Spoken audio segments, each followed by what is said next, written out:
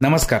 राजकीय नेत्यावर आणि बॉलिवूड अभिनेत्यावर होणारे हल्ले मुंबईसह महाराष्ट्राला नवीन नाहीत, पण यातच सलमान खानवर बिष्णोई गँगने केलेला हल्ला असो की बाबा सिद्दीकी यांच्यावर झालेला गोळीबार, या गोष्टीला 4-6 महिने होतात न होतात आज पुन्हा बॉलिवूड अभिनेता असलेला सैफ अली खानवर चाकूने प्राणघातक हल्ला झाल्याची बातमी आली.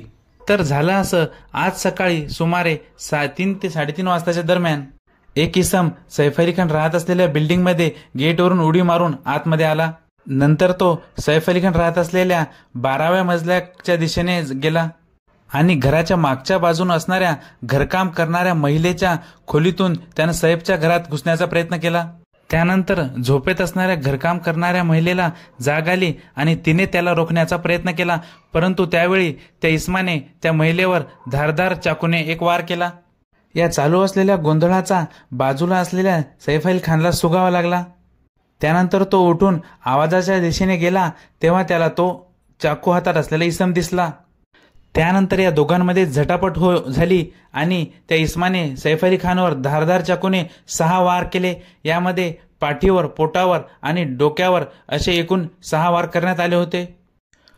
व हे सर्व झाल्यानंतर तो इसम तेथून पसार होण्यात यशस्वी झाला.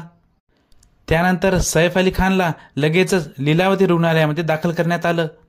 पाठीत झालेला वार डीप जाऊन स्पायनल कॉर्डपर्यंत पोहोचल्यामुळे त्याच्यावर शस्त्रक्रिया सुद्धा करण्यात आली. सध्या सैफची तब्येत धोक्याबाहेर असून डॉक्टरांच्या एका टीमच्या निगराणीखाली त्यांना ठेवण्यात आले.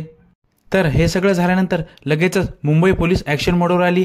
त्यांनी तपासाच्या दृष्टीने वेगवेगळ्या 8 ते 10 टीम नेमल्या. आरोपी कोण होता, तो कोणाच्या सहाय्याने आतमध्ये आला, त्याचा नेमकं आतमध्ये प्रवेश करण्यामागचं उद्दिष्ट काय होतं, हे यांसारखाच अधिकचा सखोल तपास करण्यासाठी मुंबई पोलिसांच्या वेगवेगळ्या टीम्स घटनास्थळी आणि हॉस्पिटलमध्ये सुद्धा पोहोचलेल्या आहेत.